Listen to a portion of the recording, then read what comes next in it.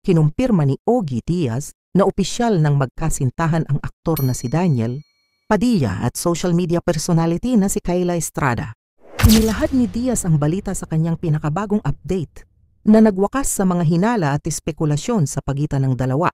Matagal nang hinihintay ng kanilang mga tagahanga ang kumpirmasyon at agad itong nag-viral sa social media kung saan marami ang nagpadala ng kanilang pagbati at suporta sa bagong magkasintahan.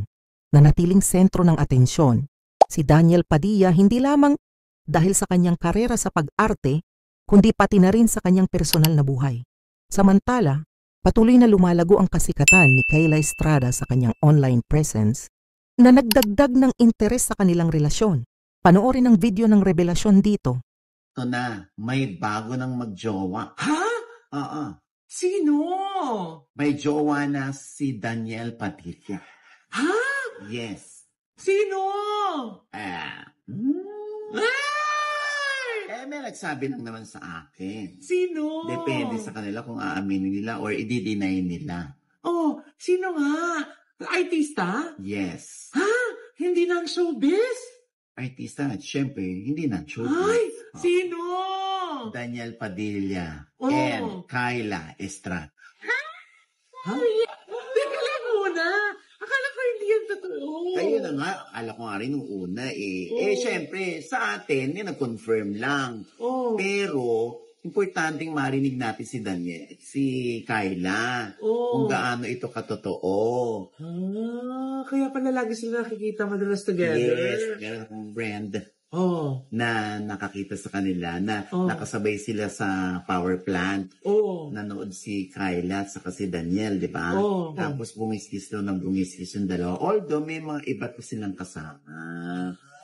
Tapos ayan, spotted na naman sila, magkasama na naman daw sila 2 nights ago. Ay, saan? Basta nakalagay lang dyan. Ayan sa Reddit, lumabas. Ay. Ilan yan sa patotoo na sila ay nagkakamabutihan.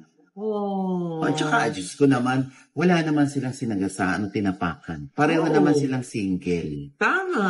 Naku, kuya. Baka i-bash ng mga fans niya si Kyla? Hindi naman siguro. Matatalino ng mga fans ngayon. At marunong na silang tumanggap na hanggang doon lang Diba?